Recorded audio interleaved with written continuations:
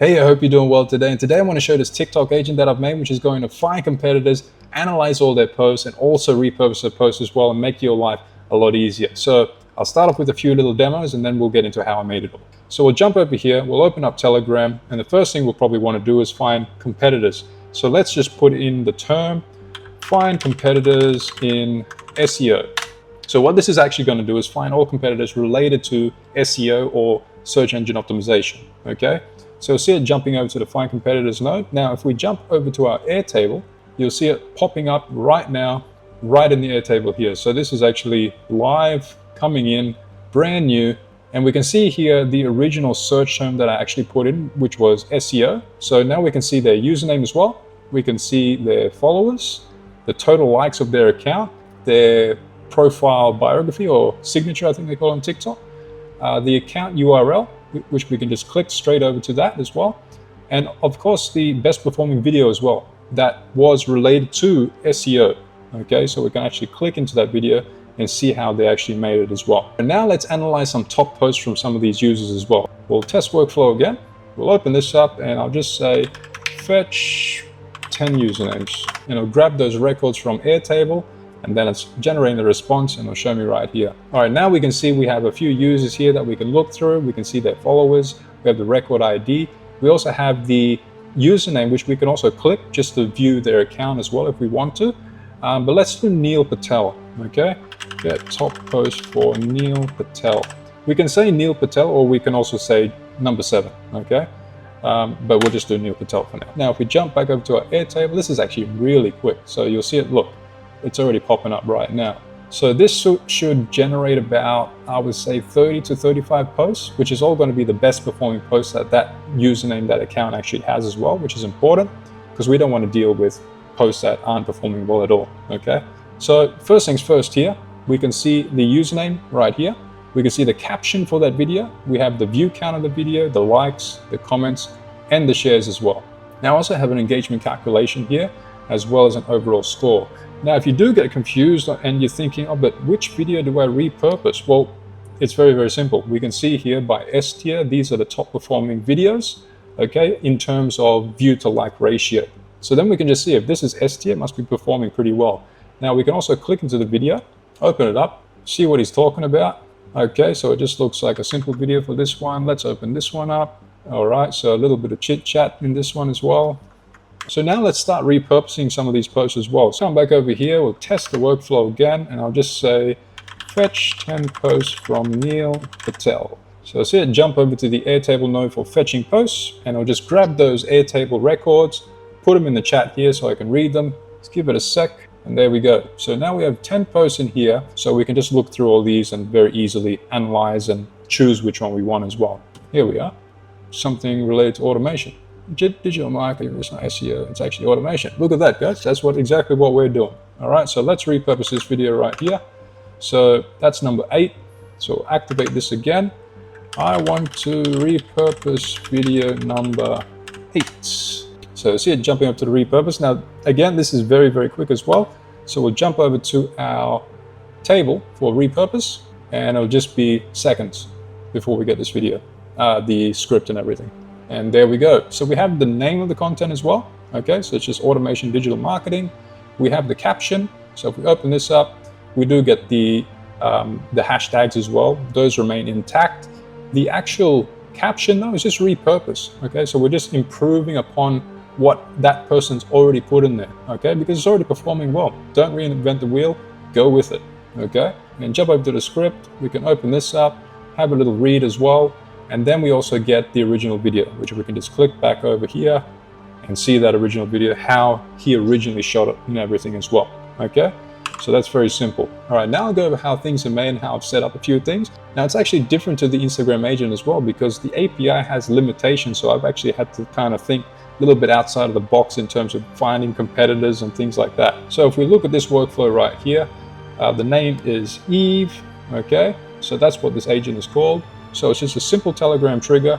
Now this if node is just blocking anyone out that isn't using your chat ID. So your chat ID is a link to your account and no one else can enter or use your bot or this workflow if it's not linked to that actual ID, okay? So that's very, very important so people can't actually access everything in your workflow.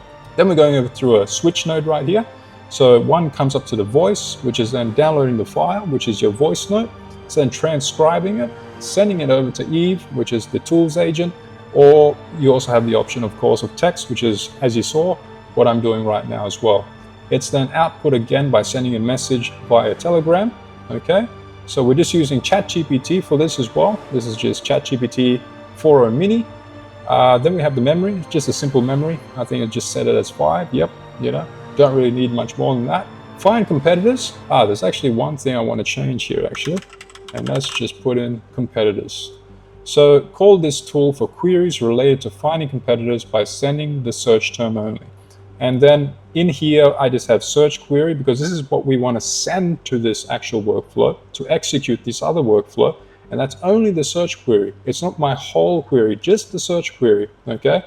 And that's why we can do things like find competitors and things like that, because I'm only sending it the search query, okay? So that's how that works. Then we have top posts. So this here is just, top post. So for this one, we actually want to send the record ID only, not the query, not the username or anything like that, just the record ID. And again, we're just choosing which workflow to use, which in this case is TikTok top post. And then of course, I'm sending over the record ID, which I've set here, and the LLM will actually send only the record ID as well. Okay, so the same thing here, we're just putting in the TikTok repurposer workflow. Okay, so we just choose from the list, TikTok repurposer. And then for the workflow inputs, I've just put record ID, just like the previous node as well. Now we jump over here.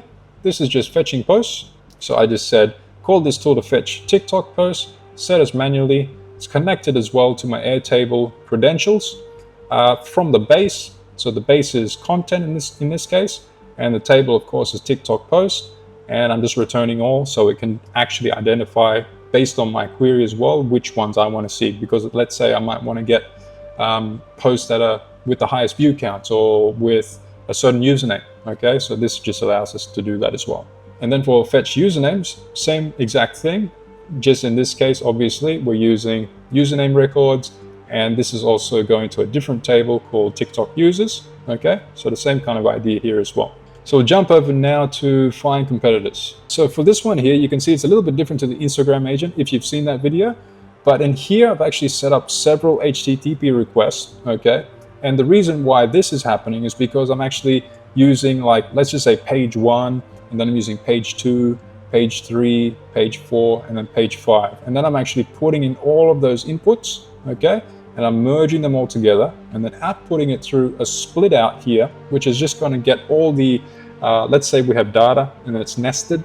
And if you actually extract it and you move it over into the field, it'll actually only extract, let's say, number 1, for instance, right? But we don't want number 1 only. We want everything, okay, for the whole list of similar items. So that allows us to do that as well. And then I'm just choosing which fields I want to take, okay, with the edit field. So it's just username, and then I have bio, followers, the hearts or the likes, the video ID, and the set UID as well. And that's going to be important for later on. And then an if node here. So this is just saying like if the username is null, because sometimes when you do it, and I think it might be related to private accounts or something. So if their account is private, it'll show their username as null. So we can't even pass it through. So I've just said, look, if it's empty, don't pass it through. And also if the follower count is below 4,000. And then we generate URLs here. So all of the data that you're scraping from TikTok as well doesn't actually have any URLs like profile links that go directly to their profile or to the video. So I've actually had to use code and generate all of these links and everything as well. So you'll see here where I have www.tiktok.com/@username. So that's actually the profile link, okay? So it's gonna extract the username from here, okay? And then it's gonna place the link in front of the username and then output the full URL, which then turns into a link and we can actually click it. And I've also done this for the video as well, because again, we don't have the actual link to the video, but we do have the video ID. So with that video ID, do the same exact thing here and just put in the video ID here, and then we get the video URL as well. All right, now looking at the HTTP request here, if we open this up, I have a method get, okay? I'm using the URL endpoint here, which is using the TikTok API. So if I just jump over here, and you'll see right here, this one right here, TikTok API. Okay, so if you do want to search on Rapid API, search for TikTok API, and it's the one that's going for like $10 a month. Very, very cheap. Okay, it's the cheapest one there, and it works beautifully. It's very, very fast. And if we scroll down a little bit as well, we can see the keyword. So that keyword is just the value coming from the search query here, okay, which is UX design in this case, but it's actually not this one, because if I just open up this, that's actually from a previous while I was debugging something. So now if we come back over here, we'll see SEO, and that was the search query that I put in before. So that's just been dragged over here, and then that allows us to get value, which is SEO. Now you see here for the cursor and the search ID, the values is 0. Now there's nothing wrong with that. It's just taking the initial results from that first page, right? If we want to get more results, let's just say like, you know, second page, third page, fourth page, fifth page, and everything like that, we will have to have the inputs and the values here as well to be able to do that. But we need to first use the API to extract all the information first, and then from there we can add in the values for the cursor and also for the search ID. Okay, so if we come down here, this is just your Rapid API key, and then the host as well, and that's pretty much it. And I'll just go over to this node here just to show you as well. So let this load up. There we go. So you'll see in here now I have a value. Okay, so what this is doing now, if we actually scroll all the way to the bottom, we can see the cursor right here is set to 12. And then I'm looking at this number right here, which is, I don't even know, impression ID maybe. What this is doing is getting the results, let's say from the second page, the third page, and the fourth page as well. And that's what I've set here. So that's why you see I have 1, 2, 3, 4, 5 all running. Okay, so this is getting, let's just say page 1. This is getting from page 2, 3, 4, and then 5. Okay, so that's how that works as well. All right, now let's jump over to the top post. So you'll see for this one here, very, very simple setup. Okay, so we're just executing by another workflow by the parent agent. And I'll just come over here as well. So you'll see define using fields below. Then I have the name, record ID, and just a string. And you'll see here the record ID is showing through. So that's exactly what it should be sending. Then that record ID gets passed over to the Airtable here to get records. You'll see that record ID right here.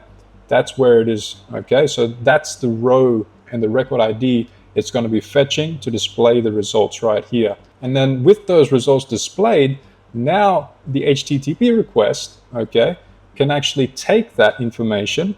And if you see right here, I'm getting that SecUID right here. Okay, so if we come up to the table and come to competitors, you'll see these people here, these usernames here, they actually come with a SecUID. Okay, and the reason why we need that is because that's actually what we're using to actually get the top posts from their account as well. So that's the reason why we're using SecUID there. Now for the count, we can set this as anywhere from 0 to 35. I would just set it to 35. That's the maximum default amount, so why not, right? And again, we have the cursor. So again, if we wanted to get even more results again, that's when we're getting that cursor that I mentioned before. And then in the next HTTP request, we'd be putting in the value in there. And that would actually take 35 more posts as well. So you'll have a total of like 70 or so, okay? And then further down here, we just have the same deal like before with the API key and the host. And then we're just going through a split out, okay? So this is just splitting out the data so it's not nested in. We can actually get one by one and then extract all that information because there are going to be a lot of records as well.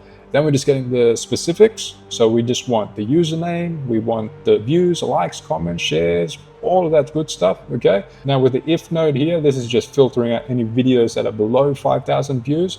You know, it's not really that important to us yet. We don't want to be repurposing videos that aren't performing that well or haven't given enough time to even perform at all, okay? So just give it time. Under 5,000 views, not really, I mean, I would even argue even 50,000 views, okay? Like we don't really have to focus on repurposing content that isn't really performing that well. Same idea like before as well with get URLs. So again, this code here is just generating the URL to their profile, and it's also generating the URL to that actual video as well. And then I'm doing that calculation share. So if I come over to the table and you'll see in here, that calculation, engagement calculation here, this is the value that it's creating, okay? So this is what this actual calculation is making. But this one I've just made is like count divided by view count times 100, okay? So it's a bit different, but it's still the same kind of idea. And then we're getting all of those records and we're sending them straight to our Airtable right here. And then that's just putting in all the information that we've scraped, which is the username, caption, views, so on and so forth. Okay, so that's very, very simple as well. And then from there, I'm just putting a success message, because if we actually just leave this as is, as just like, let's just say I deleted that there and I just left it like that. What's annoying is that, let's say we have 70 records in here, right? The response back to our agent, our initial agent, our parent agent, would just show us like random records. Okay, and it's not really that important. So all I've done here is just put a code node in here, and I've just said JSON query task has been completed successfully, and that just alerts the parent agent that this task is complete, and then she knows that, and then she responds back to me. All right, now let's jump over to our repurposer as well. So this is a very similar setup to the Instagram one. I had to make some adjustments, so you probably see some differences if you have seen my Instagram video. So for the repurposer, we're just executing by another workflow. So that's Eve, our parent agent, who's executing this workflow. So if we look here, I have the define using fields below, name, record ID, set as a string, and then we can see that the record ID was also passed from our parent agent. That record ID is then being passed over to an Airtable node. So then we can see here for the record ID, that will then extract all the information from that row, display it here, and then from there, we can actually take the link from that video, okay, and place it in here. Now, the reason for that is because when we're scraping TikTok posts as well, we don't actually get a download URL directly to that video. So we actually have to do this manually as well. Well, you don't have to do it, but I mean, that's what I had to do to make this all work. And then same idea here, it's just with your Rapid API key, with the Rapid API host as well. Just a different URL endpoint. So for this endpoint, we're using download video. Okay, so it's not the same endpoint as before. We do have to use the right endpoints. And then that's just going over to another HTTP request. But in this case, we're getting the video from that link. We're getting that video. Okay, so the link would be right in here. And then if we tested that step, that would actually get the video, and then it would display here as well. And this is a weird one, because when I was actually getting the video, Whisper here wouldn't actually recognize a video MIME type. Even though I could clearly see it being displayed as MP4, it did not recognize the MIME type. So what I've actually had to do in this code node here is actually change the content type to an audio MPEG. Now, after doing that and then going through the motion, Whisper would recognize that file and then transcribe it. So it actually did work at that point. Now that transcription then comes through, is delivered to our agent right here, so we can have the script right here as well. And then I'm also passing through the caption, okay? And then if we actually look at our prompt, the prompt is very, very simple, because similarly to the Instagram agent, I'm not wanting to reinvent the wheel. So if their script is doing really, really well, I don't want to repurpose everything and change everything, right? I want it to stick to that same kind of structure, that same kind of writing style, that same kind of tone. And that's exactly what I've mentioned here as well. So it's not going to reinvent the wheel and change everything. It's just going to repurpose a well-performing script. So if we come over to the LLM that I'm using, so I'm using 3.5 Sonnet, and Sonnet is fantastic if you're doing blogs and you're doing creative writing, or in this case, repurposing scripts. Absolutely perfect. This is what I'd be recommending. Then we're just sending it to an Airtable tool right here. So this is just for creating a script. And if we look in here, we just have call this tool to create a caption in the script. Everything I've set as using this button here, okay, for all of these fields. And these fields here are just coming directly from the repurpose table. So we can see name of content, caption, script. The original video, not yet. That actually gets updated after making the script. And then we have the record ID as well. Now, in the output parser that I'm using here, all I've said is just script record ID and then Airtable record ID of the script, okay? And then basically what that's gonna do is then send that record ID to this Airtable node here. It's then gonna use that record ID to update that actual row with the original video link, okay? So if we go back over here, we can see that original video link. It's actually going to pass that record ID, this one right here, and the Airtable node is then going to get that record ID, update this row here with the original video link as well. And then just at the end here, just like before, we just have that success message here. So that's just passing the information back to our parent agent saying that everything is completed successfully and we're all good. But anyway, that's the end of this video. I hope you learned something new today. If you are interested in joining the Skool community and picking up this template or one of the several other templates, feel free. I'm here pretty much all the time. I like to chat with people. I like to help people. So try to be really transparent with people in terms of how things are going and how I'm getting work and how I'm getting jobs and things like that as well. So keep learning, keep doing what you're doing, and you're going to be a champion in no time. See you again next time.